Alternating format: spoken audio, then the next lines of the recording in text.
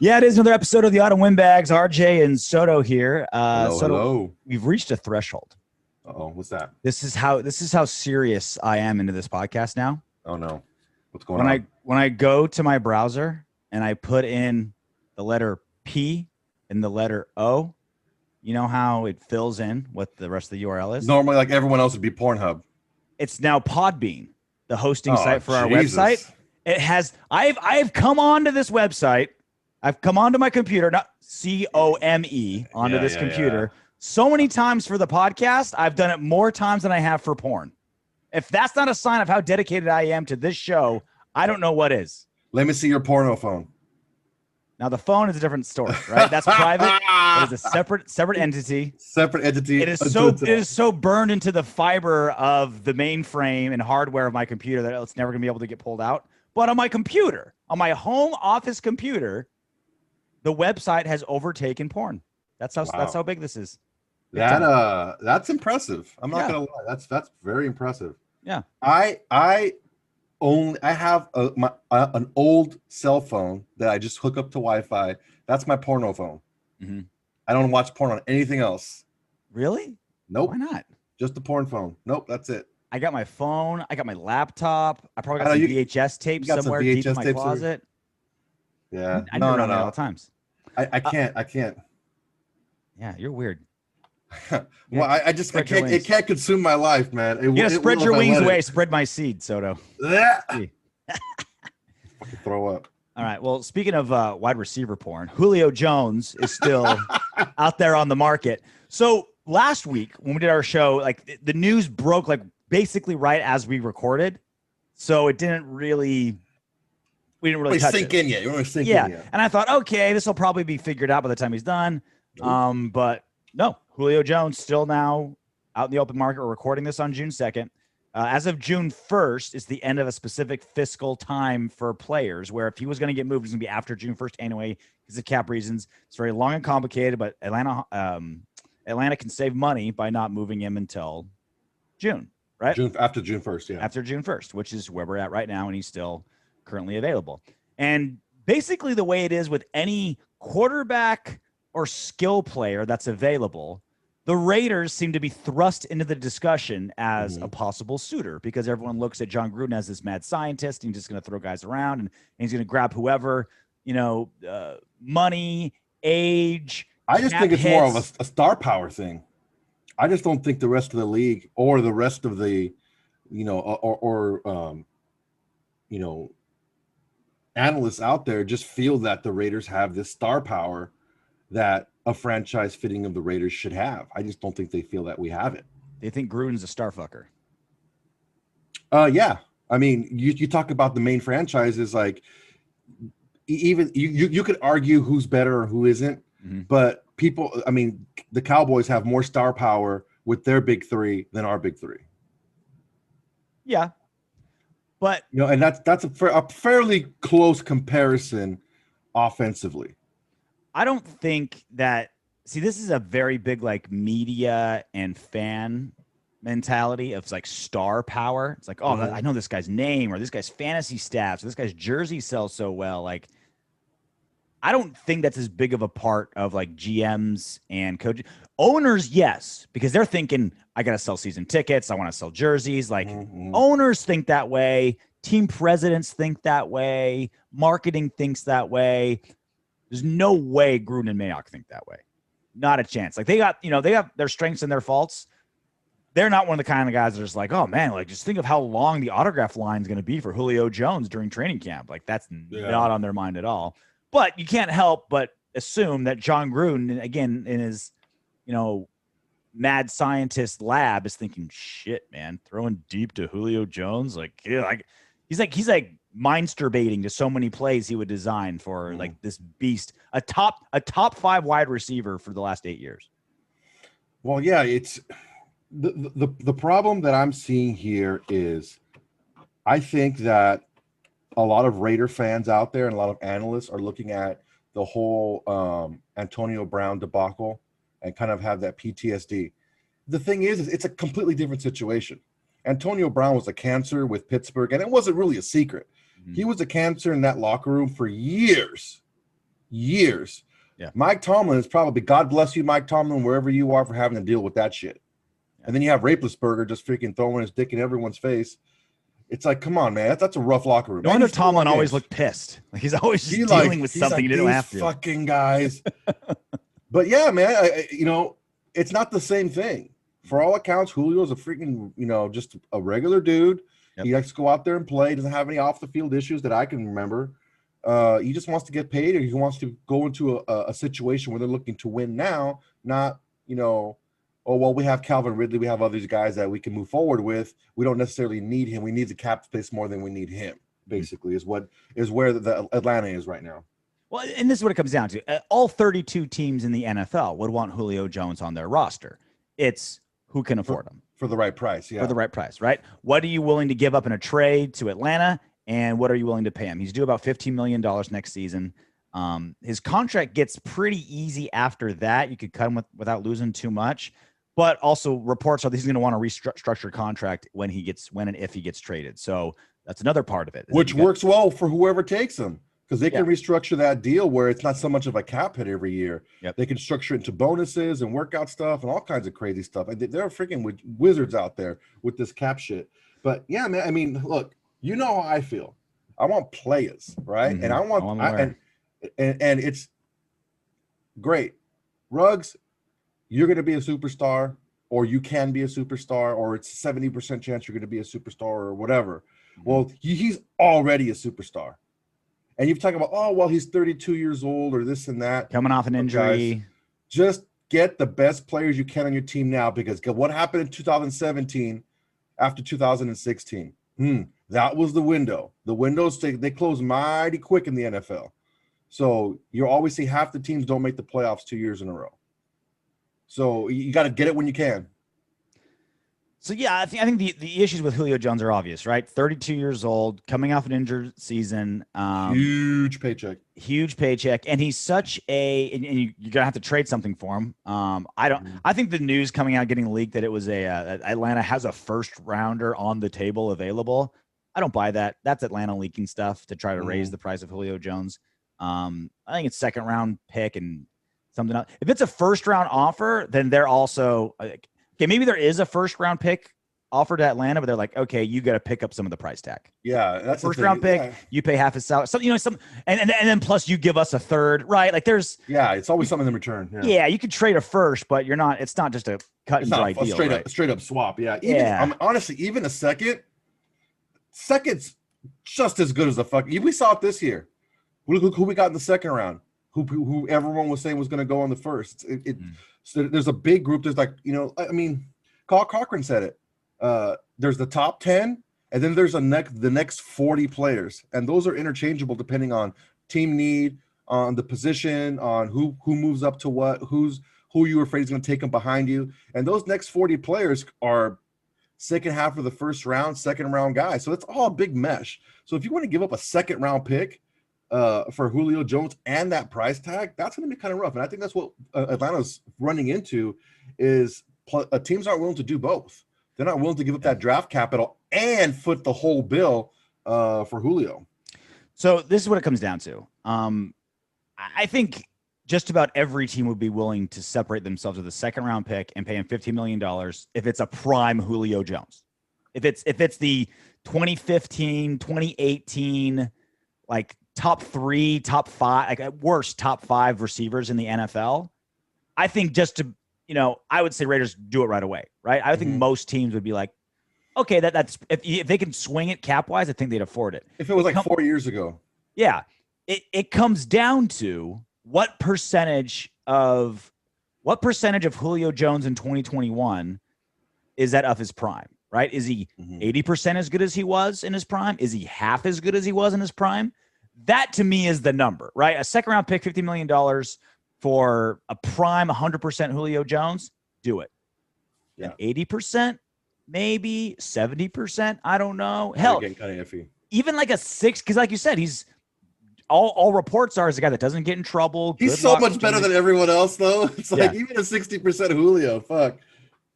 And that's the other part, right? Is our wide receiver core is easily the worst group positionally on our team outside of DBs, right? Well, that's why I said last week, the two groups that I'm looking to improve is the DBs and wide receivers. Wide receivers and DBs, right? Our best receiver, like on paper, John Brown, probably. Will Snead, John Brown. I mean, as far as most accomplished, most accomplished. As far as receivers goes, I mean, there's always Waller, but we're talking receivers, But I think this is why, and we haven't heard a lot from Gruden or Mayock on Julio Jones. Obviously, they haven't made a move yet, and I think it comes down to this: like as bad as our wide receiver course, and not that we don't have good targets, right? Obviously, our Darren Waller and Kenyon Drake's gonna be big, and Josh Jacobs keeps saying he wants to be a target again, et cetera, et cetera. But pure wide receivers, WR1, WR2, WR3, weak for us. Yeah, I think that Mayock and Gruden are still firm believers that Henry Ruggs and Bryan Edwards will develop. I think that they're firm believers in that, which is why John Brown 1-year deal, Willie Snead 1-year deal. That's why they didn't go after. Like we talked about it, how like this is the greatest time if you're in need for a receiver. This last offseason, it was the best time ever. There was like half a dozen guys went in the first round. Great wide receivers went early. A ton of wide receivers were available in free agency. Raiders just got, okay, let's get Brown and Snead. Like nothing, no game changers, nothing changing. I think in their minds, like, all right, let's just get bridge guys because we're confident that Ruggs and Edwards are going to be stars and that Hunter Renfrow will continue to be, a solid slot receiver that's going to complement this offense really well. And I think that's why the Raiders aren't going to move on Julio Jones. They're still so committed on their first and third round pick from 2 drafts ago.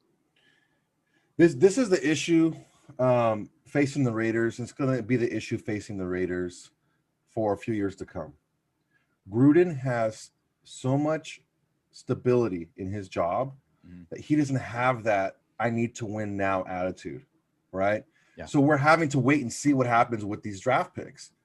And look, are you Nostradamus is out there? Which is a good thing, though, right? I mean, that's not necessarily. It's a good. Not necessarily. Would you rather him like constantly be fighting to be like 9-8 and 10-7 and not fireable, or chasing a Super Bowl?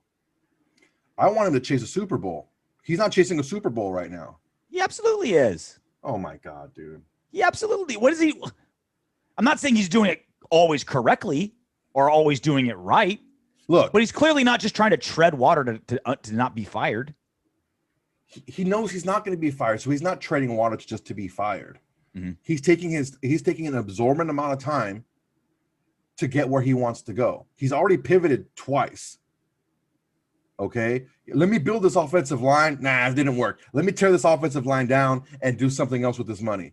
If he wanted to win now, if he was under pressure, he would not have brought Gunther back for that third year. Knowing how bad that fucking defense was, knowing how much worse they played their second year in that defense as opposed to the first year. They were ranked 24 in that first year. 2018, yeah, dude, not good, man, not good at all.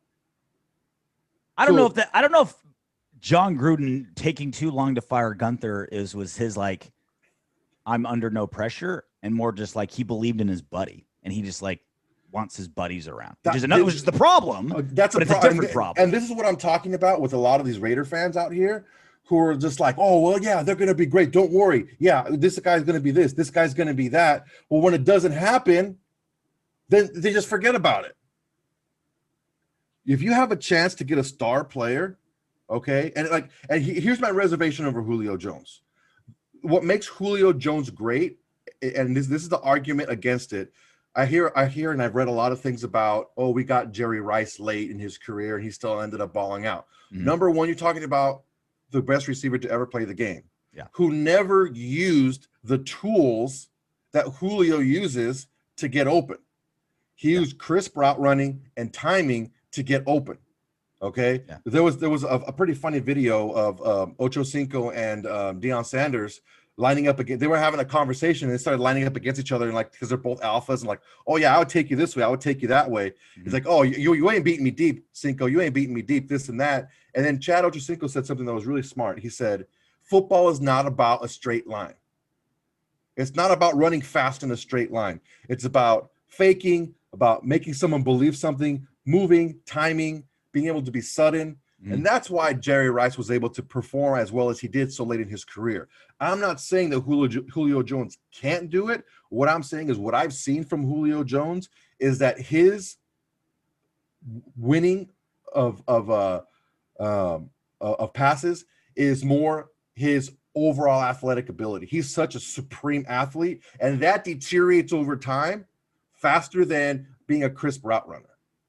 So that's when you're athletically dependent, that can go quicker than like a Jerry Rice. Yeah, but also Jerry Rice was like the hardest worker like in the history of football. He was always perfect hands, like he had the perfect resume to be to have long longevity, right? Yeah. But here's the thing. But I want to get back to what I was talking about. We need to make sure that we're looking at what we have, not looking at what we can have. What do we have on our team right now? Oh, well, yeah, Ruggs is this and that. Okay, well, he didn't perform that way. Well, Edwards is this and that. I'm a big Edwards fan. He's this and that. Well, he didn't perform that way. Yeah. Okay. The reason why I'm not so fast to shit on the offensive line is because we've seen those pieces perform.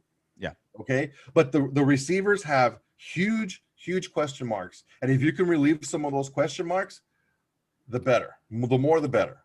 Okay. But that all comes down to my original question. What percentage of Julio Jones's prime is that? Right? We have to how good does Julio Jones have to be to make that price tag work? Because I'm with you. I think the Raiders organization did a good job of addressing that, right? John Brown, Willie Snead, I think are like the cheap, perfect bridge type of receivers, right? They're not coming into and like, all right, this guy's clearly the wide receiver number one. We're going to give him $50 million every year. They're like, no. It like just in case Ruggs and Edwards don't pan out, just in case Renfro's kind of already peaked, these are guys that can get us through next season, and then we can reassess from there.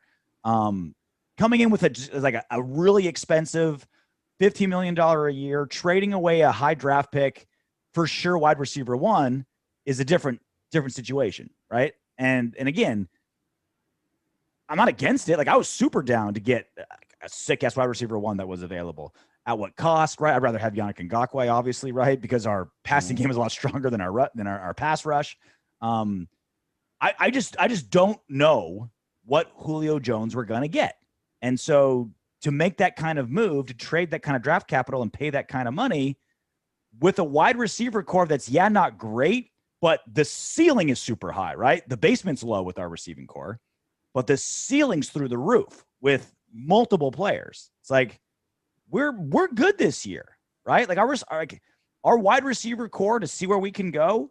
I'm happy with this year. I'd love a prime Julio Jones. I'd love a prime any of these guys, but I don't know. I don't think we need to throw a bowling ball into the group of pins that is our wide receiver right now.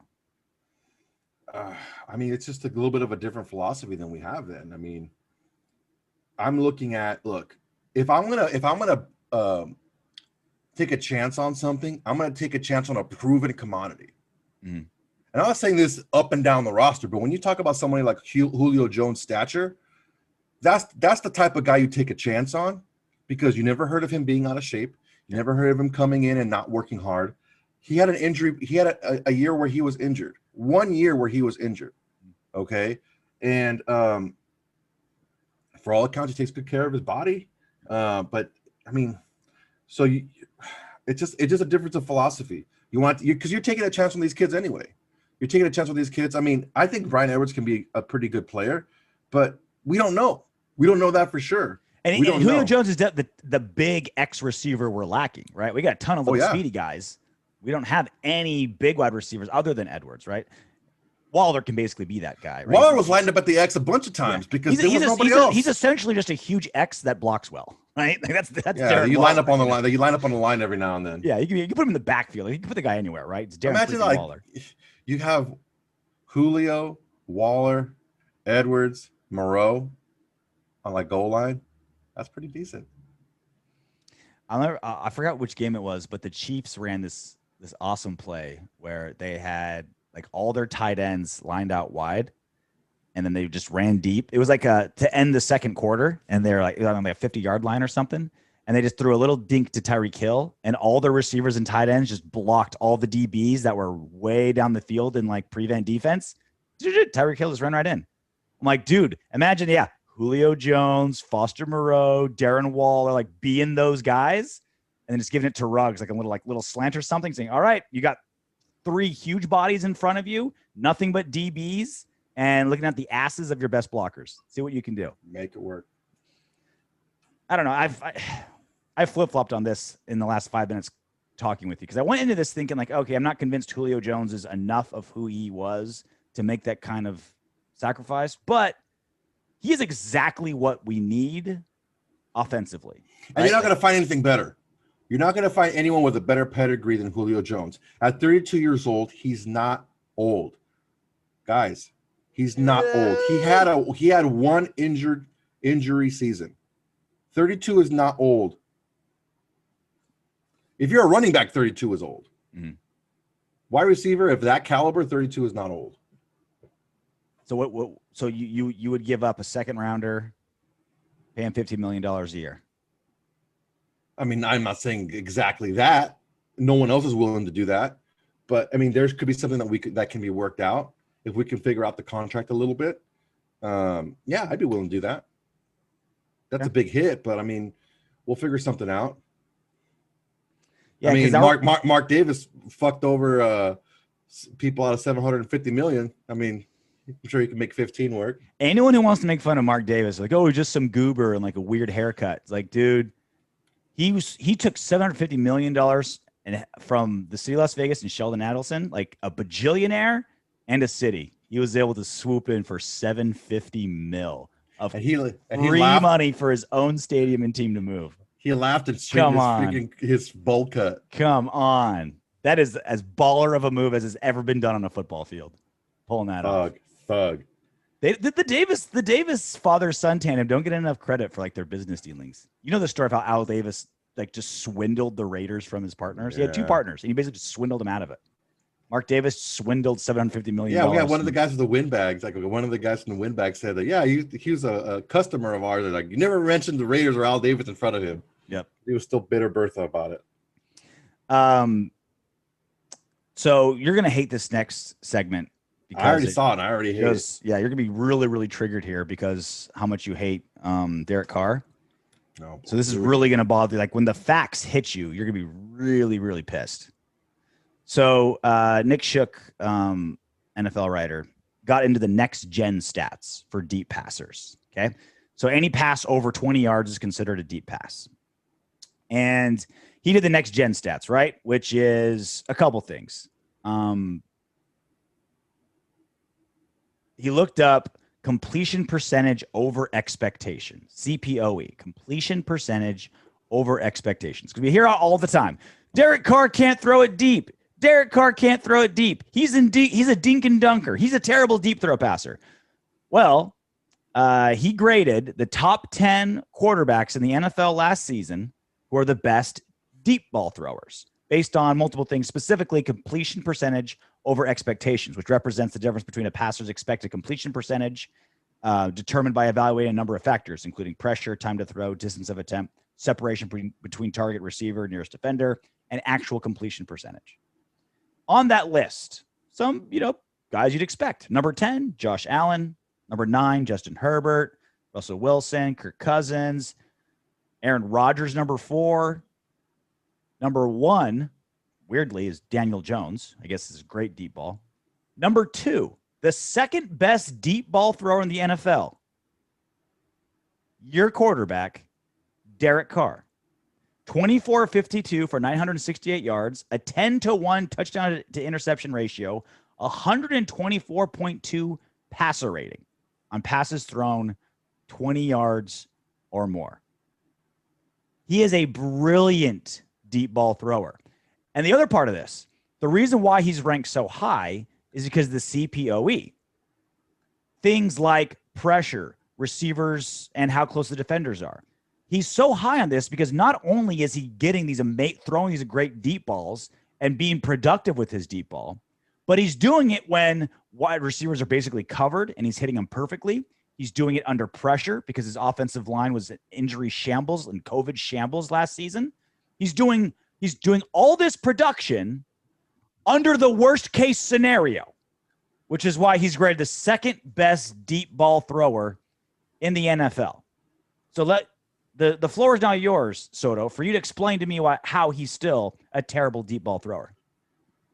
Well, you see one thing here. First off, let's hear it. Pick aside as far as the offensive line goes. Was the offensive line serviceable? We have starters from last year that stepped up. Are they that? Or I've been very consistent with it. They were a little bit above average, but they were way overpaid. So they're no. So you're saying that the players that ended up, they were in injury shambles because they never were able to work together as a cohesive Let's be unit. specific about what we're doing here, okay? His offensive line was fine. If you say his offensive line was in shambles, if you want to talk about on paper, injury shambles, production-wise, above average. What does that have to fucking do with how they protect him? Nothing. Because they did just fine last year. So let's just move on from that. Number two, my issue with Derek Carr wasn't the fact that he couldn't throw the deep ball, is that he wouldn't throw the deep ball. You take a look at this list, Daniel Jones, 39 attempts, and he was hurt for a few games as well. Derek Carr, 52 attempts. Kyler Murray, 58 attempts. The most impressive one is Aaron Rodgers, 74 attempts, and he's still that high on the list. Okay? Deshaun Watson, 54 attempts. See, higher in the list, you get the lower attempts. But they're all about the same. And I noticed you stopped at Baker Mayfield, who was 47 attempts, yeah. 47. Okay, you take out Aaron Rodgers because he's the NFL MVP. 56 right? For Kirk Cousins. And he's right around the same number. He's like slightly below. He's 60, like the average is like 55, and he threw 52. 67 for Russell Wilson, so one more a game. 61 for Justin Herbert as a rookie. Josh Allen, 64. So you're these guys are slightly below average. Okay, if you want to take it over a 16-game season. These guys are throwing one more deep ball per game. That's nothing. That's like it is not. It's not nothing. Okay, fine. There's like 60 offensive plays a game, and they throw one more deep pass. And also, don't forget, and again, it's like a red zone issue, right? Are we bad in the red zone because of John Gruden's play call, because Derek Carr struggles there, because other players struggle there?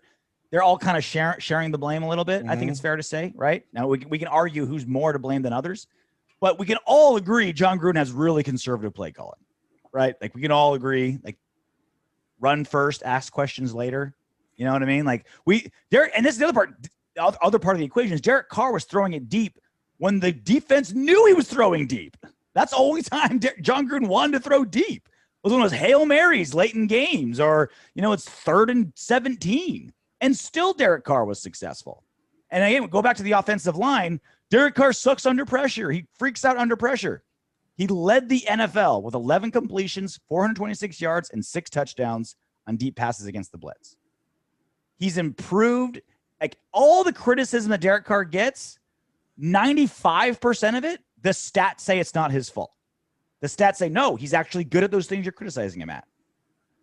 And this is 2 of them. He can't throw it deep. Yeah, he can.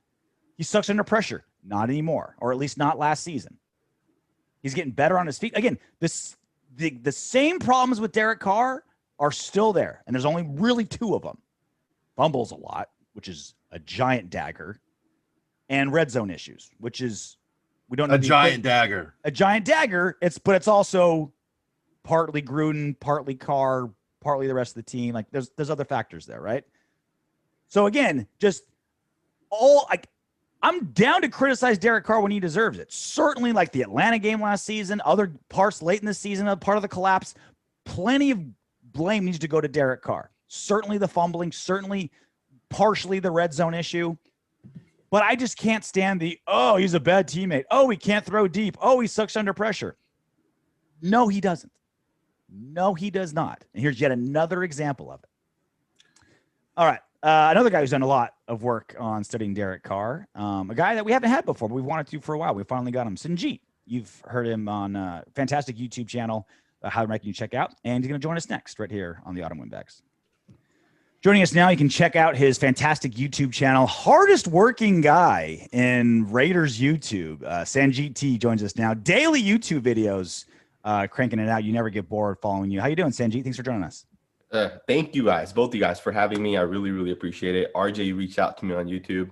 I'm sorry, on Twitter, and you made it happen. So huge shout out to you, and I really appreciate being here with you guys. Yeah, you were on vacation when I hit you up, and so I thought, yeah, he snubbed us, big tumbing us, then we'd be able. But no, not the case at all. You turned the phone off as you should, and now we're here. Glad to have you.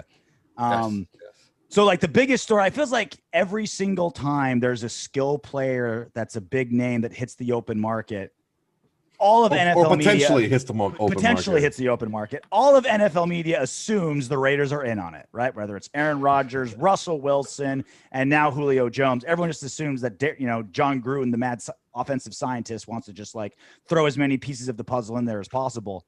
What do you make of Julio Jones? Is he going to be a free agent? Do you think he's going to go somewhere? Do you think he'll go to the Raiders? Yeah, so Julio Jones will definitely not be on the Falcons this upcoming year, right? The Falcons, one, need cap space. Julio, two, is not happy. He's pretty much been a loser most of his career with the Falcons, minus that 1 year they went to the Super Bowl. Yep. The Raiders getting Julio, I think other teams probably have a higher chance. I don't know if Julio Jones thinks the Raiders are a winning organization. Yeah. Truth be told, I wonder, do you think outside players on other teams even follow the Raiders, right? I'm going to assume they don't, right? I'm going to assume Julio's really invested in the Falcons and that division specifically. But if Julio does come to the Raiders, I think it takes our offense to a whole nother level. If you look at our issues last year, and I know people say we don't have issues on the offense of the ball because we ranked 10th in points per game. But if you guys break it down statistically versus just things like division games versus non-division games, those rankings change. We're not as good against non-divisional opponents. We're better against teams we play twice a year, every year. And I think Julio Jones fixes a lot of those issues. Ultimately, do the Raiders get Julio Jones? What do you guys think? I don't think so personally. I think that I don't know that Gruden is in that win now mentality. I think he still has that kind of manana attitude where you're like, yeah, let's see how these guys come to, turn out. And that's what I was saying earlier today. Also, I don't feel like they have enough cap space and enough players that they want or they're willing to part with right now because it's in such a rebuild, especially on the defensive end, to be able to create that cap space. And even if they do some finagling with the cap or with Julio's contract, I don't know if they're going to be able to make that fit, or they'll be super tight to be able to make that fit. I didn't want that flexibility to come in later in the year. I went into this show and before you came on, Sanjit, I came in thinking, all right, I don't want to make the commitment. I don't want to make the investment. But after talking with Soto for 20 minutes, I'm like, now I'm kind of open to it. Like, obviously our receiving core is the worst core of our offense, right? I mean, absolutely. The potential is through the roof, right? The ceiling for Henry Ruggs and Bryan Edwards, they could be amazing, right? Hunter Renfrow, he could keep improving, or they could all be busts. It's certainly possible, right? They didn't show us anything really last season that they're going to be anything, that they're guaranteed to be superstars for us moving forward. Julio Jones is like exactly what we need, right? A giant X-receiver, proven commodity. He's basically a wide receiver, Darren Waller, which, putting those two guys as targets for Derek Carr is chef's kiss, right? But it all came down to, like, are you willing to pay someone roughly $15 million a year, give up a second-round pick for what version of Julio Jones? Is he, if he's prime Julio Jones, no brainer. Do it. No brainer, right? Is he 75% Julio Jones? Maybe. Do that. Is he 50%? Like that's the thing. 32 years old, coming off injury. What version of Julio Jones would we get? Absolutely. And that's one of the things that I've heard some scouts say. Julio Jones has taken a step back. He is not the player he was 2 or 3 years ago. Plus, the Falcons throw the ball a ton, right? So Falcons are going to get Julio Jones his targets, his receptions, his yards. Is he going to have that same impact with the Raiders, right? He'll have maybe a fifth less targets with the Raiders. So will he have that same impact? Who knows, right? I do think a first is too steep for Julio Jones. Even a second, right? You can get some good players in the second round. Same. But then at the same time, like, who do you there's no corner. Maybe there's two corners in all of football that can one-on-one cover Julio Jones. Yeah. Even if Julio Jones is taking a step back, most players cannot cover Julio Jones one-on-one. Mm-hmm. So when you consider the fact that he has to get bracketed in order to guard Julio, well, then who do you who do you use to bracket Darren Waller, or do you now need to keep a safety over the top when Henry Ruggs goes deep? At the same time, Hunter Renfrow is very good on 3rd and 4, 3rd and 5. Yeah. So there's just so much that I feel like Julio can bring to this offense. And people always talk about, well, let's fix our defense first. But at this point, I think we've made all the investments we need to on the defensive side of the ball. There's really no one we can go out and get to improve the defense. At this point, we're just waiting for that defense to take that next step. Yeah. That's the thing with that's what's so frustrating about our defense is every single position is either filled by a first-round pick or an expensive free agent, right? Every single position, basically, right? Yep. Except Max Crosby on end, and he's our best player on defense, right? It's like every position, it's like we're not going to move on from Corey Littleton. He's too expensive, right? Yannick Ngakoue, hopefully he'll pan out. And then all our DBs are like just all first-rounders. So it's like, are we going to give up on Jonathan Abram this early? Probably not. Are we going to give up on Damon Arnett this early? Probably not. And that's what the Raiders did, right? Brought back Carl Joseph, drafted 2 safeties. It's like there's so much depth there where it's not like, all right, we're going to bring a player in to replace somebody, and that's our fix. Essentially, the fix is Gus Bradley going to wash away all the sins of Paul Guenther from last season? That's the fix. It's not really a personnel thing at this point. Yep. Yeah, no, absolutely spot on, man. At this point, it's not the players, right? Last season, it was the coaching staff. I think we have good individual players, right? You look at some of the things Abrams done in the past. You look at some of the things Mullen has done, some of the things Corey Littleton was a potential Pro Bowl type of player. Superstar, but the superstar linebacker. Exactly. And why is it that he came to the Raiders and Paul Guenther pretty much ruined him, right, last season? Same with LaMarcus Joyner. I think Joyner he showed some flashes last year, right, at times. But ultimately, he was too expensive as well. So, we had to get rid of him. But I do think Gus Bradley's going to fix a lot of the issues. I think Gus Bradley has proven it, right? He was with the Seahawks, and he went to the Seahawks, and he built a defense, He built right? it, yeah. It's like Paul Guenther never built the defense. Paul Guenther inherited the Bengals, and he kind of just managed it after Mike Zimmer left. At the same time, Gus Bradley's done it 3 separate times with 3 separate defenses just in the last 15 years. So I have all the confidence that Gus Bradley gets it done. Yeah, I was saying the art of Gus Bradley is going to be to not only put these individual players in positions that they can succeed, but mold that into a defensive scheme. And we all know what he's going to run defensively, but it's what little wrinkles are you going to put for these individual players? How are you going to make Abram more of a linebacker than a safety? How are you going to use flex guys like Diablo and Kuntz? How are you going to use these guys to be able to maximize without endangering the rest of the defense? So yeah, I agree with you 100%. Where are you on the other side of the ball? The offensive line. So when the Raiders dismantled it, essentially at some, Gabe Jackson, Rodney Hudson, Trent Brown. The NFL media was like, oh, they're punting on the season. They're giving up on their strength. And I'm thinking to myself, we saved $35 million. It's got rid of $35 million, right? Trent Brown played half the games. Gabe Jackson way overpaid. Rodney Hudson hurt. That one. That was a bummer. That sucked. That sucked losing Rodney.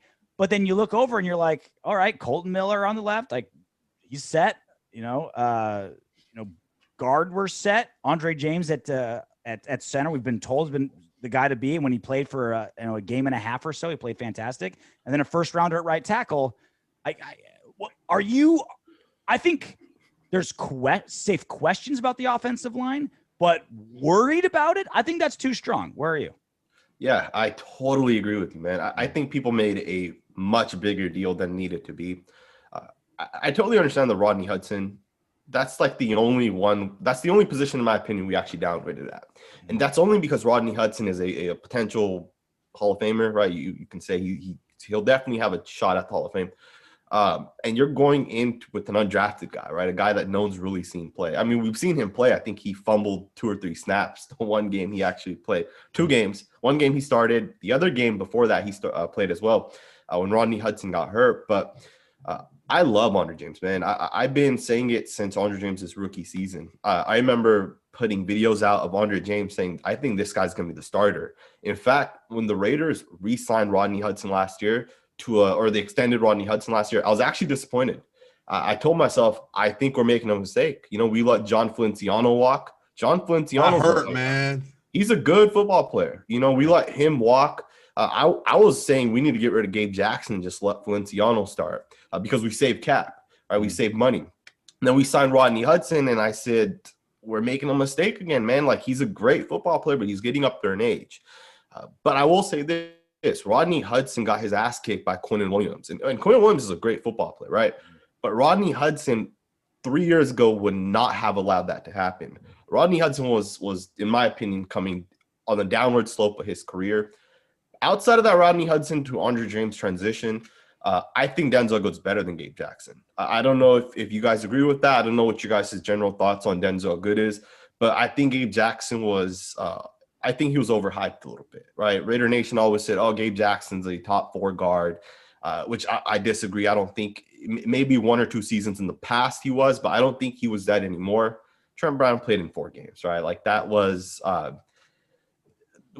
we had to do that. We had to move on from Brown. We had to save cap from the offensive line. That was just a necessary cut. Have either of you two watched Andre James, or do you guys in general think Denzel Good is a downgrade or an upgrade from Gabe Jackson? I have watched Andre James, and in the game that he started, he had the exact same responsibility as Rodney Hudson. So they expected him to play just like Rodney Hudson. He didn't blow any line calls. Okay. He didn't get beat on any blitzes or any twists, none of that stuff. So any of the stuff that you would see a young center getting fooled on, he passed every single test as far as that goes. And he made all the same calls that Rodney Hudson made. So that's why I'm super confident as far as that goes. As far as Denzel Good, I see Denzel Good as a more athletic, just as tough Gabe Jackson. I think Gabe Jackson, he was susceptible to a double move, and sometimes with a little bit of a stunt in the offense, he had to reach a little. Defensive line stunts. He had to reach a little bit, and that's where he got into trouble. And maybe Rodney Hudson had to come over and slide and help. And you see every time that happens, and someone slides over to help, there's a gap somewhere else. So maybe it wouldn't have been necessarily Gabe Jackson's guy that made the play, but his play shifted the lines where it had to be. It made some issues for the offensive play. So I have no problems with Good at all. And RJ and I just had a conversation right now where he's trying to hype up Derek Carr as this and that. And I'm like, hey, you're saying this offensive line was in shambles last year. They had pretty good players on the line last year regardless. It was an injury shambles, but they still played together pretty well with what they mixed and matched. Like I'm with Soto basically. Like honestly, the down part of losing Gabe Jackson is Denzel Good is just a fantastic swing lineman. Like you can plug him in anywhere, no problem. Left side, right side, guard, tackle. Like that's where he was so good. It's like literally he's the best guy, best backup for every position. We don't have that anymore. Hoping, John Simpson, Brandon Parker, hopefully these guys like can be these reliable backups. Because if we learn anything about the Raiders offensive line is these guys get hurt all the time. And so again, if I'm confident in our line, I think there's safe questions to ask. Depth, though, is the issue. Like we had so much good depth last season that even though everyone got COVID and got hurt, we still played above average and pretty well. Not as well as the highest paid line in football should play, but still pretty well. Is that depth still there? That to me is the big question. Yeah, the depth is going to be an issue. I'm confident that the starting 5 from left tackle to right tackle, I'm confident that in total we'll have 8 games missed between all those guys at a minimum. Right? Maybe it's Richie gets hurt. Maybe Colton misses 2 games because of an ankle injury. Maybe Andre James has to come out. Whatever it may be, they're going to miss games. And I don't know, is John Simpson ready to start at left guard or right guard? Brandon Parker, is he ready to play right tackle? Who knows, right? Those are going to be the biggest issues. And I agree with you. Denzel Good could play left tackle, left guard, right guard. Denzel Good plays every single position. Any position we needed him to play last year, he was able to do it. And we don't have that anymore. We don't have a guy like Good as a backup because now Good's the starting right guard. And if there's one coach that's earned the right to say, just throw guys my way and I'll make it work, it's been Tom Cable, man. Like he's proven like, all right, maybe, give me my pieces and I will make it work. And he did it. Like last year's the best example of that. So you have Denzel Good. He can play guard or tackle. You have Alex Leatherwood, who has played guard and tackle at a high level. You have Nick Martin, who's played center and guard. So you still have some flexibility there. As long as two of those guys don't get hurt, you still have some flexibility to have a decent lineup up there. Yeah, that's a good point. Nick Martin could be a backup guard, right? Not only can he be the backup center, but he could also be a backup guard. I think if Alex Leatherwood were to get hurt or something were to happen, I think Denzel Good could switch right there to right tackle. And I think we do have some guards that can step in. I've noticed that John Simpson was primarily practicing the left guard spot, which I think he played left guard all of last year as well. So I don't know if they would consider him a swing guard, right? I don't know if he'd ever come in at right guard. But I do like some of our backup guards. Jimmy Morrissey, our backup rookie center that we took. I love Jimmy Morrissey. I watched his tape at Pitt, and, I see things that I saw in Andre James when he was a rookie in Jimmy Morrissey. So I'm really excited to watch him specifically in preseason.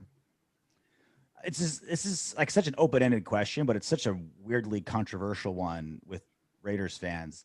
Where are you on Derek Carr? Because Soto hates him, wants him God gone. damn it. He wants to trade everybody away to get Russell Wilson or Aaron Rodgers. I love him. I think he's not the best quarterback in the NFL, but I think he gets all this hate for things that aren't his fault. Like, oh, he doesn't win. Yeah, the defense has been atrocious. He's terrible under pressure. No, he's gotten a lot better. Like he led the NFL in completions, deep passes against the blitz. Like there's all these like criticisms that he gets that I don't think are fair. Yeah, so I've been very critical of Derek Carr. If there's a community of Raiders content creators on YouTube. I brought people on my channel. I've been on other people's channels, and Derek Carr always gets brought up, and I'm always on one side of the argument, and the other side of the argument is people love him, and I like Derek a ton, but I don't love Derek Carr, and here's why. Bingo. I think Derek Carr is a great quarterback in the sense that we can win with him. He's arguably a top 10 quarterback, right? And he probably is a top 10, but for sure he's like a top 12 quarterback. But I think Derek Carr's biggest flaw is the one flaw you cannot get over, especially once you get into the playoffs. And that is when you pressure Derek Carr, when you start hitting Derek Carr, he panics. He panics a little bit more than he needs to. I made a third down video where I talked about the Raiders. I actually went through every single third down against the Miami Dolphins. We're 0 for 10 on third downs against the Dolphins. One of the things that was happening was they were pressuring Derek Carr, and it wasn't like they were blitzing Carr. They were getting pressure with 4 guys. And then they bring guys and put them on the line of scrimmage, like safeties, and then they drop them back. And Derek kind of seemed lost at times. I do think Derek's biggest issue is under pressure. And then outside under pressure, he doesn't make those plays that you want with the legs. And I'm not talking about takeoff running.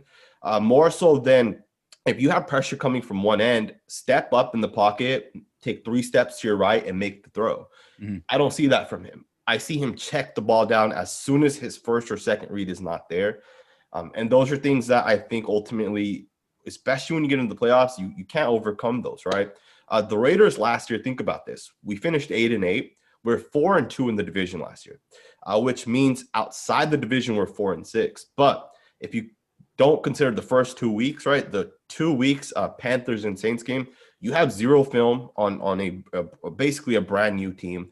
You have no film. So those 2 games, you can kind of put those to the side because if you guys watch the Panthers throughout the season, they got much better, right? They had a whole new coaching scheme, new system. If we played the Panthers the last game of the seasons, would we have beat the Panthers? I don't know, right? Same with the Saints. If we played the Saints towards the end of the year, would we have beat the Saints? If you don't consider those 2 games, we were 2-6 in the division or non-division opponents, right? I love Carr, but I do think he struggles sometimes against non-divisional opponents. And as you guys know, in the playoffs, we don't play divisional opponents for the most part. We'll be playing non-divisional opponents. Ultimately, I do think the Raiders right now don't have an issue at quarterback as much as the defensive side of the ball, right? Another thing is I think the Raiders need to get better weapons, receivers specifically. I think Derek Carr's had his most success with guys like Cooper and Crabtree, right? Bigger wide receivers that could actually make plays. Ruggs and Hunter Renfrow, they're not beating guys at the point of attack, right? Like right off the line of scrimmage, they're not beating guys, right? They need they need time to develop their routes. And we're a quick passing game. So I don't really know what John Gruden's doing there. I do think John Gruden needs to figure something out and get a true number one wide receiver, right? Like, I think Amari Cooper would have been a great player to keep around. I think at this point, he would have been such a huge help for Derek. You stumbled on, you brought up something that's I've been thinking about, but you vocalized it pretty well, is how like you keep hearing every offseason, even mid-season, how much Gruden is hell-bent on beating the Chiefs, beating the Chargers, beating the Chargers. I need my own Tyreek Hill. I need safeties and linebackers that can cover, we have a rule on this show. We don't mention the name of the tight end from Kansas City, right? To cover that tight end in Kansas City. The guy that was on the dating show, that guy. Yeah, that guy. You know who I'm talking about. And so he's so hell-bent on just beating this specific squad that sometimes he puts the blinders on and the non-division games become a lot harder because you uniquely game planned, not just game planned, but built your whole roster just to beat certain guys. And I get it, right? You play them twice. We're in one of the best divisions in football, right? Like the Broncos are one decent quarterback away from being really good. Justin Herbert, I'm sorry to say it, it's going to be a stud, good, right? Like AFC West is only going to get tougher. So I get why he's doing it, but you're up a good point how you're so focused on those three teams in those 6 games that the rest of them kind of like he almost like forgets about it. Like when he wants to scheme on somebody, he does really well. Like when we played the Bears after trading Khalil Mack, like Khalil Mack was deathly quiet. Why? Because Gruden was hell bent on making sure Khalil Mack didn't beat him. But the rest of the season went to shit because he was just focusing on his little pet projects. Yeah, that's a great point, man. John Gruden wants to build like the Chiefs, right? In the sense that he wants his own Tyreek Hill. At the same time, he wants to be able to build to stop the Chiefs. The Chiefs are one team, man. Most teams are not built like the Chiefs. Now, I will say this. If you can build an offense like the Chiefs, right? If you can get Tyreek Hill, which technically we should have with Henry Ruggs, we have Darren Waller. Technically, we should be able to match that production. Yeah. But then the Chiefs also have other quick wide receivers, right? They have, they get guys in the 7th round that run 4.2, right? And we don't have a lot of that. And at the same time, the Chiefs have Patrick Mahomes. And you can't, you're not going to build like the Chiefs unless you have Patrick Mahomes yourself. Derek Carr is not Patrick Mahomes. Ultimately, if we could build like the Chiefs, great, right? But we're not the Chiefs. We don't have what the Chiefs have. That's a great point. I never thought about it that specific way, that John Gruden kind of has his blinders on in that aspect. But I will say this, right? I think by the end of this year, we'll have a bigger picture of what our true issues are. If Gus Bradley gets us a top 17 defense, we're not in the if playoffs. If we're an average defense, dude, we're trouble. We're trouble. Like, you know this, Sanjit. Like not just the Raiders have had a bad defense, like historically terrible, like absolutely. In the record books bad. Yep. And still we were 500 this last season, 7-9 before that. Like that's insane that with that bad of a defense, it's been like respectable, like semi-decent, respectable seasons. If we're an average in 2016, when we were, 12-3 before Derek Carr got hurt, he was talking about him being the NFL MVP. There was talk of that. We were potentially could have been a 2 seed. We were only the 20th best defense in football. Not even average, still below average. And still we went 12-4 before, and then lost Derek Carr. Like an average, if Gus probably give us an average defense. Oh my God, I'm doing backflips in my hallway for the rest of the season. Yeah. Another thing is we need turnovers. All right. You can have points. You can allow 20, you can be the 25th team in points per game. Mm-hmm. Turnovers is the difference, right? We were, I think, 20th in 2016, but we're like number 7 in turnovers. Yeah. Turnovers is key. How many turnovers did we have last year? Like 7 or 8, like in total? And they were like gifts. Like Eric, something just falling into Eric Harris's arms, like that he didn't even have to work for. Like they were gifts. Yeah. So I think that's going to be a big thing is we need to force turnovers. I think Gus Bradley's gonna be the guy, man. I think his system, the way he draws it up, works. I think he's a good coach. He's well respected. Honestly, the shitty part is he's only gonna be here for 2 to 3 years, and then he's gonna get a head coach job somewhere, right? If he has success. Man. If he gets the Raiders to, like you said, a 17-ish around there, people are gonna be knocking down his door. He deserves a statue in his honor if he can get the Raiders a better than an average defense. That's the thing that people just don't grasp of how bad the defense has been and what this team's capable of. If it's just average, again, 20th ranked defense, and we were 12-4 that season, you know?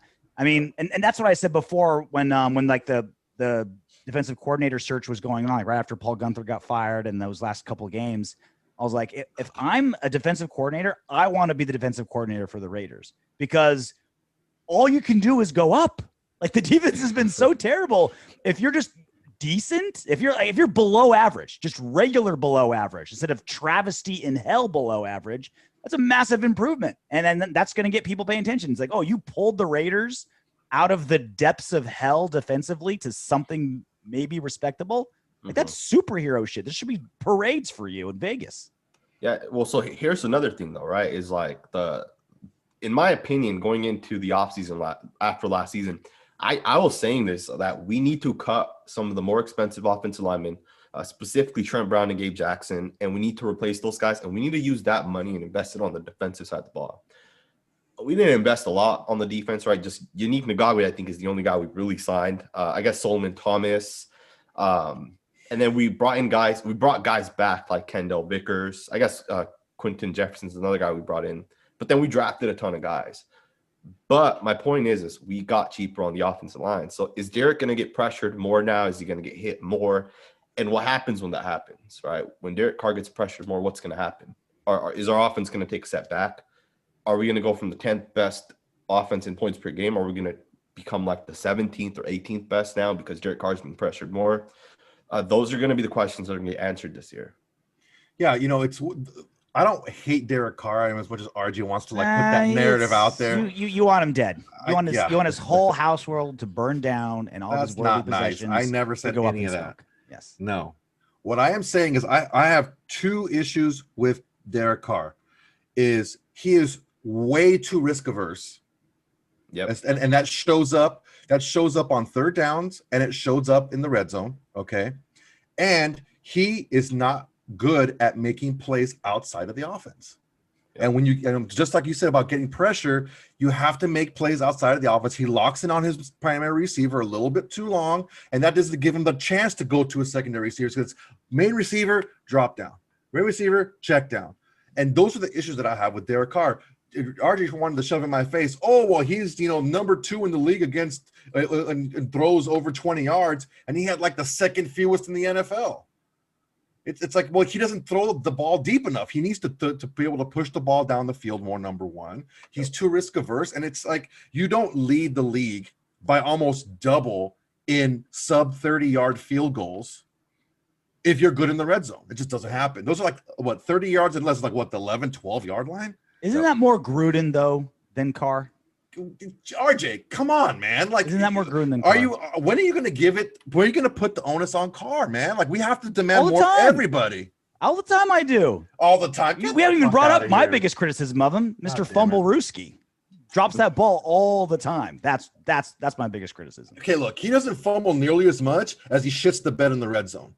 Number one. Even if he throws interceptions half the time, that's still 7 points over 6 if you kick 2 field goals. Throw the fucking ball, and you have one of the best big receiving targets in the NFL, and you don't get him the ball. That's my shit right there. And if you want to say that if he's good enough for you, then you go ahead and find and you go ahead and root for a good enough team. I don't want to root for a good enough team. I want to root for a great team. That's what I want. And that's why I get pissed off. Derek Carr should overrule John Gruden's play calls. Oh, gets God. the play call. Is and then John says, Gruden nope, throwing the ball in the red zone? Sanjit, where are you on this? You see what I'm going talk some sense crazy? into Soto, please. You see where I'm going crazy? With He's going to have a heart attack. So I agree with Juan 100%. 100%. I'm sorry, RJ. Don't be sorry. Oh, Juan's 100% right, man. I'll go back to that Dolphins tape because I just did a film breakdown on it like 2 or 3 days ago. But Derek Carr, man, he does lock on. And people blame John Gruden. Like, anyone that wants to defend Derek Carr puts the blame on John Gruden. John Gruden has had multiple top 10 offenses in the NFL, right? John Gruden has proven that his offense works. It's not his offense that's holding anything back, right? His offense designs a play, draws a play up, and Derek Carr has to make that play. Derek Carr has to throw the ball. But at the same time, if the play's not there, then Derek Carr needs to step to his right or to his left and make the throw. I can show you like 7 plays and I was gonna do a video on it, but then I decided not to because anytime I do videos like that of Derek Carr, I tend to get a lot of dislikes and unsubscribers and stuff like that. But I can show you like 7 or 8 things where Well, literally you'll have Soto jerking off to it on his God damn laptop. it. So I get so much hate. you got that Sanjit. other side to it. I get so much hate. I get crushed. Yeah. No, I can show you guys at least 7 plays in which Derek Carr gets pressured and he throws the ugliest. Like he'll just throw the ball up. There was a play against the Dolphins, I think on second down, where a guy came and hit Derek and like he stepped out of it and there was no pressure, but instead he just threw it up and he threw it directly to one of the Dolphins defensive guys who did not expect it and he dropped it. But it would have been an interception. There was another play against the Cleveland Browns where he got pressured by Myles Garrett. He stepped up and he straight threw it directly to Ronnie Harrison Jr., who dropped the pick 6. And I have a ton of plays like that. And it all comes back from the fact that he gets pressured, right? And I don't know how you feel, Juan or RJ. Do you guys think – I know RJ, I guess, would probably say no. But, Juan, do you think Marcus Mariota would be a better option than Derek Carr? I think Marcus Mariota has his faults as well. I think that he would give plays a bigger chance of succeeding when he gets pressure, like you're saying. I think his ability to not only run, but the defense knows his ability to run will break down the secondary a little bit sooner and give him the ability to make more plays. So that's where his strength lies, is whereas Derek, if everything works out well on the play and the play runs the way it's run, you have John Gruden designing the play. And I'll say it up front, as predictable as John Gruden is with his play calling and then with his sets and with his formations, it still works, right? Yep. So if everything works out well, that's when Derek Carr shines. But like you said, when you go against non-divisional opponents or you go into the better defenses in the playoffs, it's not going to work out like that. It's not going to work out as well. So that's when someone who has more of the traits of Mariota is going to come through. Don't get me wrong. That ugly late fourth quarter interception that Mariota threw against the Chargers, that's the trade-off that you get. But yeah, I think it's, if you could put them both together and take the best qualities, you have a superstar quarterback, but unfortunately they're two separate people. Yeah. Like Marcus Mariota would be quarterback for the Raiders for about 6 games before John Gruden killed him in his sleep. You know why? John Gruden wants a Derek Carr, wants like a robot that just like do this, bam, bam, bam, bam, bam, follow my game plan, execute it perfectly. Marcus Mariota, who wants to like make stuff up as he goes, wants to scramble like crazily. I know John Gruden says like he wants that in his quarterback. I don't think he does.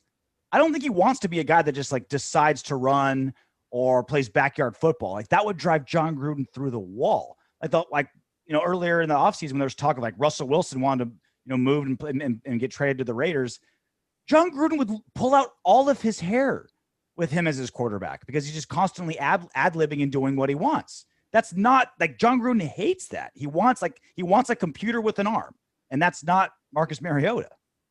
Yeah, that's a good point. So one of the things that people always bring up with Marcus Mariota is that play against the Chargers in which he threw the interception. People don't consider this, but I think Zay Jones after that game, or maybe in that week after that game, said it was his fault as to why it was an interception. Zay Jones was running he was routing a route in which he has the ability to make an adjustment. He can keep running or he can stop. He stopped, and Marcus Mariota thought he was going to keep running. Those type of things get fixed when you have 4 years in the system, right? Like Derek's going into his 4th year in the same system. Marcus Mariota, I don't even think he was healthy in the beginning of the year. Didn't he have COVID or some sort of injury? Didn't practice. He didn't practice with the team until he got week signed 5. with a lot of injuries that the Raiders didn't know about. So he sat a long time. Yeah. So like, people always say, oh, well, Marcus Mariota didn't do good or whatever. I think Marcus Mariota had a great game against the Chargers. So did I. You look at how many, like I think his first pass of the game, he literally stepped up in the pocket, ran to his left, and then threw it to, I don't know if it was, I think it was Foster Moreau for like a 17-yard gain. But he made an off-script play, right? Derek Carr would not have made that play. Derek Carr would have checked it off to Jalen Richard. I'm not saying Marcus Mariota's a better passer of the football than Derek Carr, because Derek Carr is a great passer of the football. But I think for John Gruden's offense, I think Marcus Mariota, if he had 3 or 4 years, the same way Derek Carr has already had, I think Marcus Mariota can execute the offense perfectly fine. As many times as Marcus Mariota would make a mistake, right? Rather it's, he tries doing too much and he fumbles or whatever it is. that many times, he'll also actually score a touchdown in the red zone, right? He'll take off running, or he'll give Darren Waller the opportunity. The Dolphins game, which is the third time I'm bringing it up, but just because I just did the film study, we're 0 for 10 on third downs in that play. 3 of those 10 third downs, we had Darren Waller one-on-one on the left side of the field, and we had 3 guys on the opposite side. So Darren Waller was single covered, and Carr did not throw it his way even once. He didn't even look that way, not even once. You can't blame John Gruden for that, right? That's on Derek Carr. John Gruden can design a play, but Derek Carr has to actually throw that pass. I say all that having no issues with Derek Carr as a starter this year. I think if the defense gets fixed, then Derek Carr will, if he did what he did last year, I think we're in the playoffs. Well, one thing Derek Carr, Marcus Mariota share very much, and that they're both like, their teammates love them and they're great leaders. And that showed in OTAs this season, where it was like 84 of the 89 players on the Raiders were at OTAs, which was awesome. We had with Richie Incognito talking about it after OTAs, like, yeah, we officially voted that we weren't going to do OTAs, but then we said we're going to, right? And this is a great example of like the leader, the core leadership group that's still on the Raiders, and the fact that they know that it's all these young guys, all these brand new guys. A lot of young guys are going to have very big responsibilities, right? Right tackle, free safety, etc. And how these guys are all just gonna come together. How much do you get out of OTAs? Because I'm already like getting super hyped about it, right? We're not even like regular like training camp yet. I'm like, oh yeah, everyone's at OTAs. Kids, buy your ticket to the Super Bowl. We're going, right? How much can you realistically get out of an OTA? Yeah, so there's a couple of things to consider. First and foremost, Gus Bradley's implementing a brand new scheme, brand new system. The secondary coaches, the linebacker coaches, all these guys are coming in. So from that perspective, it's very important, right? They're gonna get a new playbook. And I'm sure all the guys already have the playbooks, but when you have questions, when you're installing that defense, the run fits, all that good stuff, you can ask at OTAs, right? You can set it up however you want, and you can ask those questions. So from that perspective, I think it's great, right? You can learn all those things. You can ask all the good questions. At the same time, I think it's very important that Casey Hayward comes in, and Jonathan Abram and Trayvon Mullen and Damon Arnett get to know him, meet him, and say, hey, let's go for lunch. Let's go hang out. Let's get to know each other at a deeper level, because those are the guys that come onto the football field and they're having fun. They're competing, but they're like with their brothers out there. And I think that goes a long way, right? If you're so comfortable with the players around you, you're going to perform better, right? You consider all those things. At the same time, I think it was Max Crosby that made the comment that week 1 came around and I didn't even know who the defensive tackle was. I had never met him because we weren't able to have OTAs or, training camp and all that good stuff, right? Like coming week 1, I didn't feel comfortable with the guy next to me. Like that could be a huge disadvantage to any player.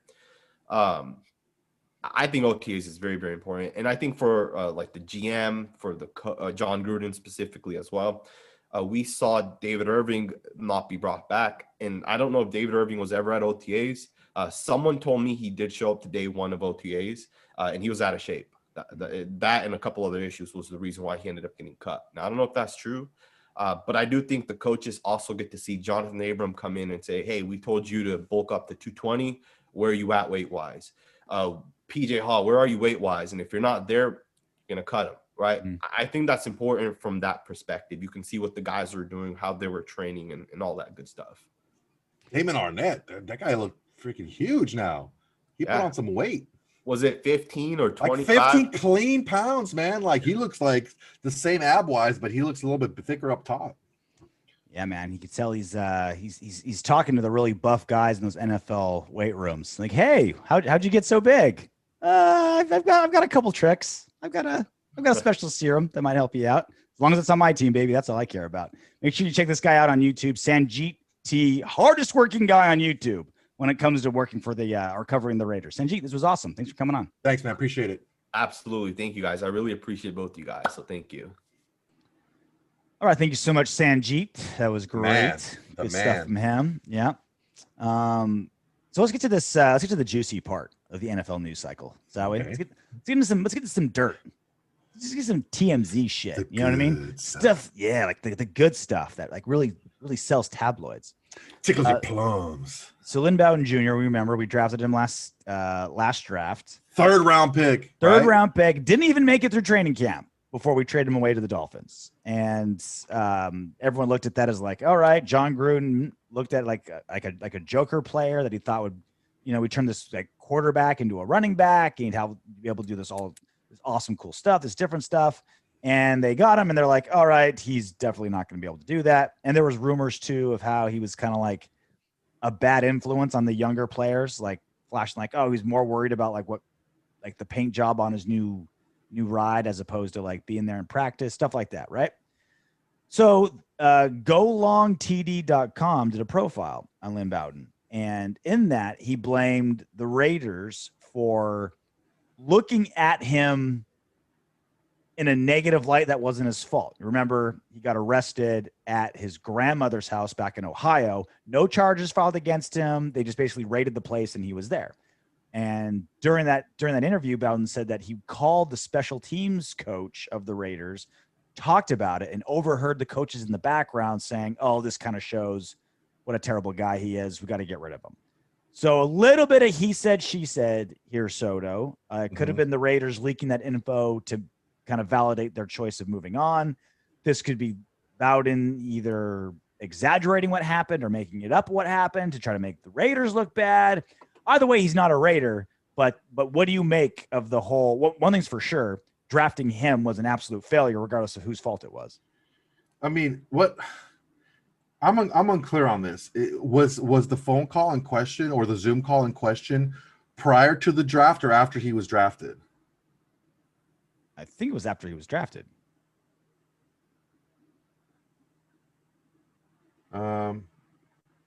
So that makes a big difference as to how I feel about what's going on. Because if it was before the draft, then they drafted you anyway. Still went, yeah, and still drafted you. Look, ultimately, there were multiple reports, and these are not just Raiders reports, but multiple reports by people in the know that Lynn Bowden just didn't want to be there. Now, if that was because of what happened pre-draft or post-draft, if he had a sour taste in his mouth because of how the coaching staff was speaking of him, then he showed it on the field and he showed it during practice. And they're all right, this guy's just not going to want to be here, and he's showing us that he's not going to want to be here. And then they let him go. So I think it's being made up. I think that it's unfortunate that people make these blanket judgments on people and just paint people with a broad stroke. Not everyone comes from a background where everyone in their family is a upstanding citizen. Sometimes people come from a little rougher backgrounds, and the people that they hang out with, the people that are closest to, don't always do the right thing. So I think to be able to paint him with that same brush because he's visiting family and then just happens to get raided at that time, I think it's a little bit unfair. It's a formula with a million factors in it, right? Like if you're Ray Lewis, we'll look the other way with some of the stuff that happened in your past, right? If you can produce at Hall of Fame level as a linebacker, like all right, all of a sudden stabbing a guy out of a nightclub, we'll look past that, right?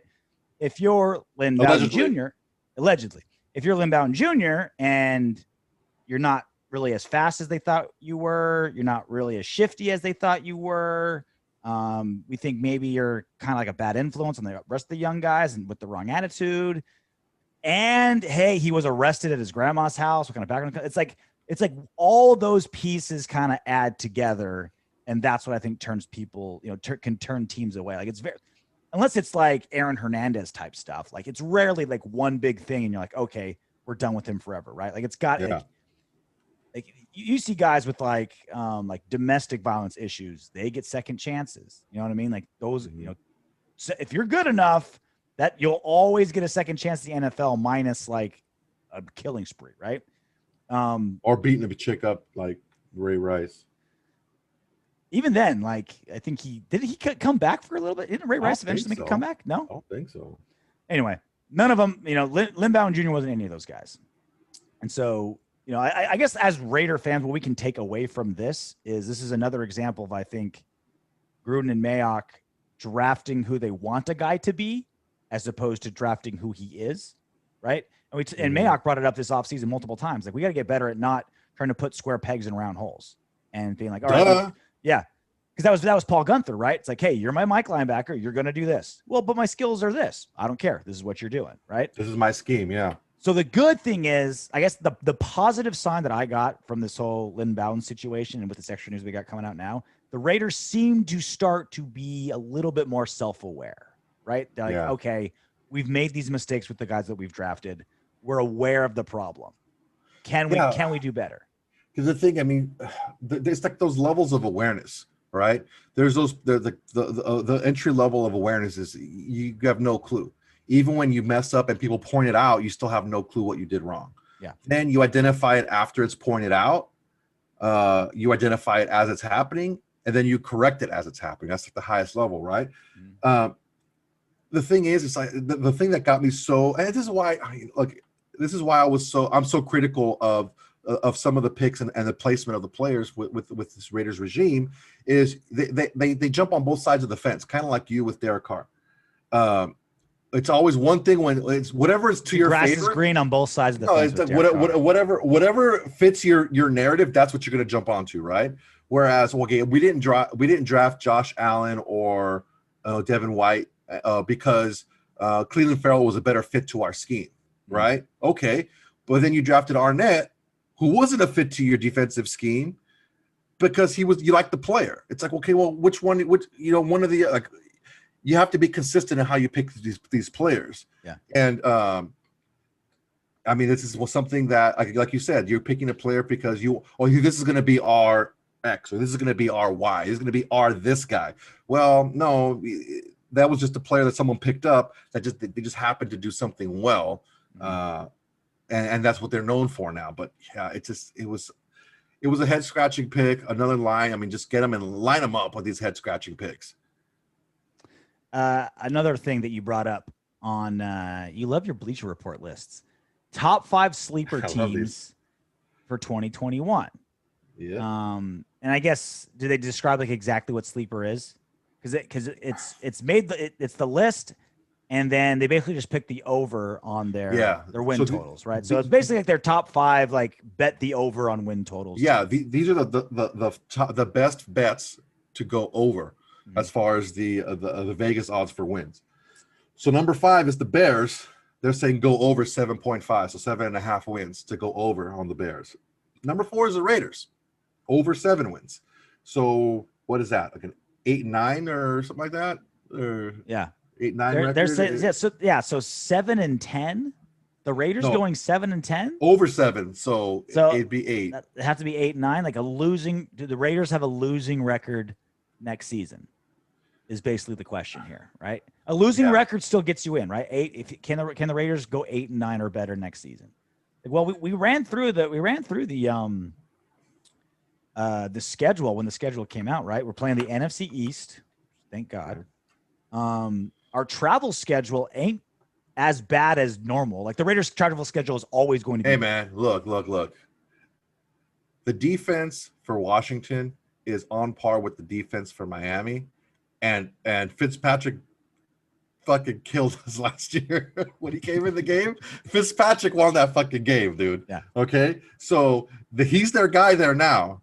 So and Dak is back in Dallas. Mm-hmm. Who knows what's going on with that defense over there? Jesus Christ! But the Giants have Saquon Barkley back. It's not going to be as easy as you might think. And of course, the Eagles have a young Mike Vick out there playing quarterback. Juan from West Covina. I'm gonna say that every single time we talk about the Eagles. Well, okay, so go down the list. The Cardinals over 8 wins, so at least a 9-8 record. The Giants over 7, who we play the Bears and the Giants and the Steelers this year, which Steelers the next one, over 8.5 wins. So 3 of these teams are teams that we're playing out of division. But these are 3 teams that we're playing, and that goes to what something that Sanjit said, that we're not very good against teams out of our division. 7. I feel like again, like I think the media coverage of the Raiders is so outside looking in, right? Like, oh my God, they torpedoed their offensive line. Like, it's still pretty good. Like that's not that bad of an issue. Oh, they totally wasted money on Kenyon Drake. Yeah, but that's something you can. That's a problem in the offseason. When the season rolls around, I'm gonna be happy we got Drake back there, right? Like you forget about what guys cost when he's catching touchdown passes or running sweeps and getting us 30 yards. Like, look, I love Josh Jacobs, man. I love Josh Jacobs. But if what happens the first 2 years to Josh Jacobs happens again, and he gets hurt and he misses some time, and Drake goes in there and he plays the way he played, running the ball with the Cardinals, he may not get that job back, man. Yeah. And he may be a casualty where, hey, you know what? I can pay this guy a whole lot less than I pay this kid moving forward. So, I mean, okay. So the next list, kind of in line with the sleeper picks, was the top teams with playoff pressure.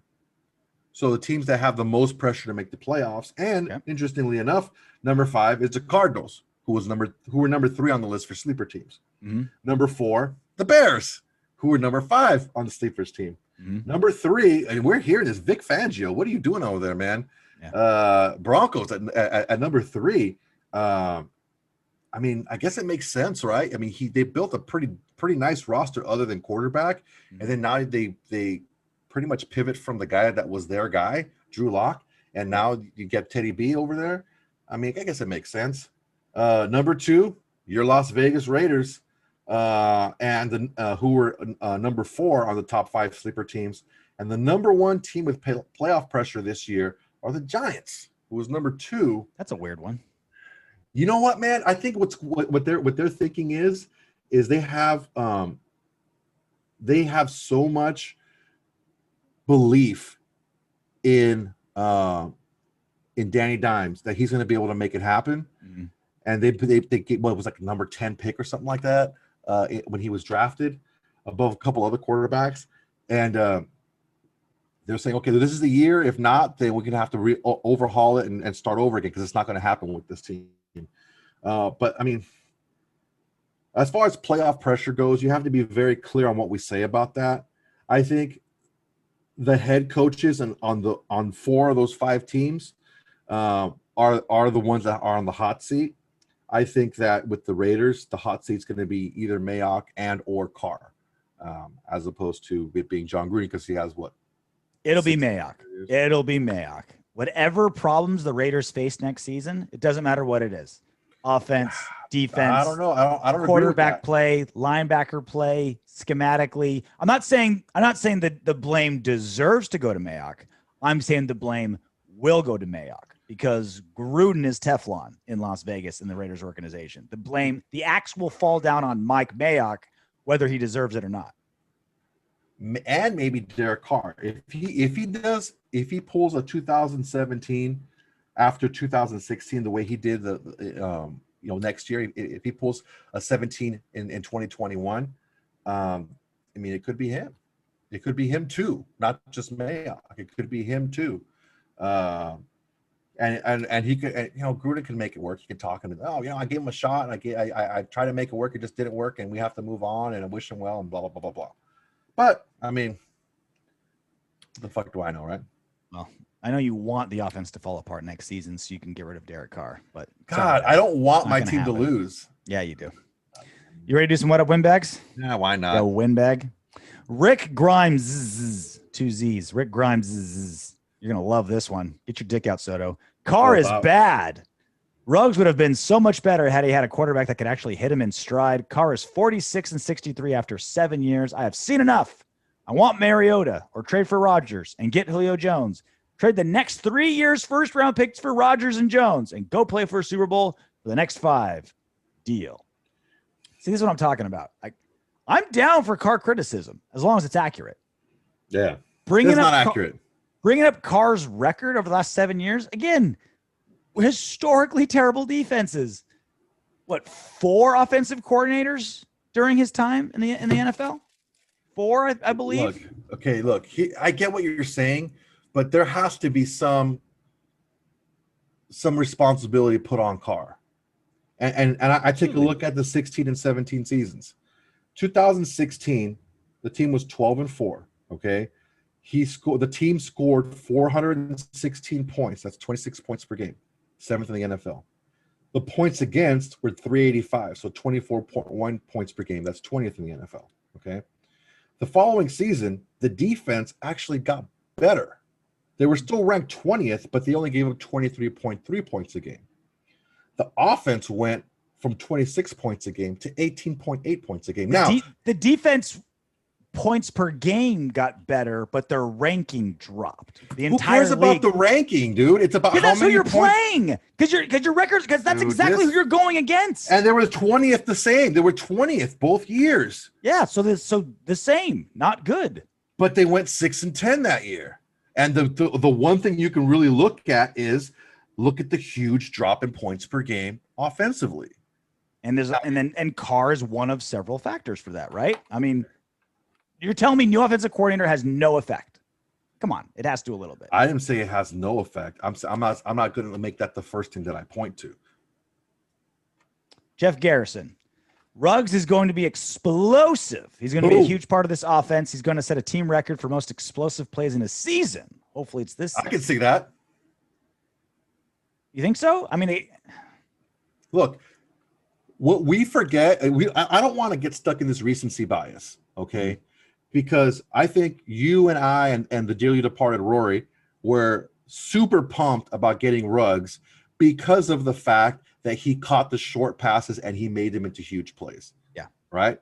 Hayden Wink said it last week. Slants, screens, yeah. Bubble screens. Like this is the kind of guy that you want if you have a short pass offense. Mm-hmm. And although Tyreek Hill does make a lot of big plays down the field, he also makes a lot of plays crossing the middle of the field and a lot of screen plays. He also makes a lot of plays as far as that goes as well. Mm-hmm. So I can see it totally because have we had a player like Ruggs before? I don't think so. I mean, we've drafted our fair share of just like really fast guys that but don't know if they can do the rest. Again, like Ocho Cinco said, football's not in a straight line. And you can have, we've had receivers like a Tim Brown who I had an argument with a 49er fan that we both know. And he's like, oh, Jerry Rice, this, Jerry Rice, that. I'm like, look, if you put Tim Brown with all those Hall of Fame quarterbacks that Jerry Rice had, he'd have just as good stats. I don't know if I'm gonna dive all over that well and completely agree with you. I mean, I think Jerry Rice is the best football player in history, position, regardless of position. Like, did he make a big difference who you have throwing you the ball? But did all those Hall of Fame quarterbacks become Hall of Fame quarterbacks just purely on their own, or did Jerry Rice make them Hall of Fame quarterbacks? Or did all those Hall of Fame quarterbacks make Jerry Rice? Right? Like it's like a kitchen and the egg thing. You still have to hit him in stride, man. You still have to hit him in the hands to be able to have him catch it. You can't just be, throwing him into the seats Rick Meyer style. Jeff said a lot of other stuff, but that was the good stuff. The main thing. Kay Kestner. Wonder how Yannick and Jefferson not showing up went over. He's talking about the OTAs and talking about Yannick Ngakoue and Quentin Jefferson, two new guys on the defense. So my big thing about OTAs is like it's always good when everyone shows up. Always great, right? Like you want your leaders there to be leaders by example. You obviously want your young guys there because they're the ones that have to learn the most. It's the middle guys that maybe it's even like the older quality players that aren't true leaders. They're the ones that need to be the least. They all would benefit from being there. But it's the older non-leaders where you're like, these are the guys that need the least work out of OTAs. Mm-hmm. Josh Jacobs didn't show up. Look, he's going to be the starter. He gets hurt every season. It's almost better for him to rest than to actually be there. Although he should be there. You've got a new guy in the backfield with you, with Drake. Like you guys got to figure out how that's going to work. You got to get used to each other, et cetera. Yannick Ngakoue and Quentin Jefferson, it's a new defensive scheme, so I wish they were there. But these are veteran dudes that don't have to relearn football. Mm-hmm. So I'm sure Gus Bradley wishes they were there. The team would obviously be better if they're there. But if I had to pick like the top 10 guys where I'm least worried about them going to OTAs, Yannick and Jefferson would probably be on that list. Yeah, look, Yannick has played in Gus Bradley's system, and so has Quentin Jefferson with Seattle. Mm-hmm. They know the system. So as far as that, not knowing the system, a new system, it's not new to them. Yeah, it's new to the Raiders, but it's not new to them specifically. So they know what they're doing. Number one. Plus, they're veterans. They've played in the system, and others like it before. They know what to do. Okay. If they're taking this time, I'm sure they're not sitting back, drinking pina coladas with their feet up. I'm sure they're out there working with their own people to get them in shape for the I hope so. I'm sure they are. I'm not gonna assume that they're just like doing deadlifts right now as we talk. Like if I was the off season, I was a rich and famous millionaire, I'd have a tequila in one hand and a stripper in the other.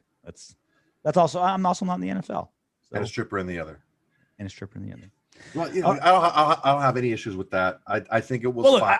I want them to be there. It's not good that they're not there, but it's not. I don't think it's good or bad. But it's not like Derek Carr you want there as a leader.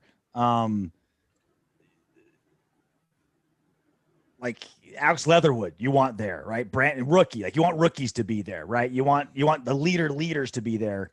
These are the guys where it's like, I want you to be there, but it's the least harmful. Basically. Yeah, it's not harmful. I don't think it's harmful because they're going to go out there and they're going to play well. Yeah, they know the system. Gus Bradley's going to put them. It's not like Malcolm Kuntz is there and it's like, well, if Yannick doesn't have to be there, I don't have to be there. You know what I mean? Like, Kuntz has no tape. That's what I'm saying. I don't think it's causing like players to be disgruntled in the locker room. But also, you have to look at it from this perspective too. Yannick and Jefferson not there, it gets another guy a position to slide in and show what he has. Yeah, pick up the system, maybe get a little bit more familiarity with the coaches, maybe get a little bit more reps during training camp. I mean, you never know. Take advantage of it instead of bitching about it. Yeah. Good question though. Very good question, Kestner. All right, that's it for us. Until next week. Knock on wood if you're with me. Hey, Windbags, if you want Darren Waller to catch 20 touchdown passes this season, don't be afraid to click those subscribe, like, share, and comment buttons. Plus, your comment could be featured in the next What Up, Windbags?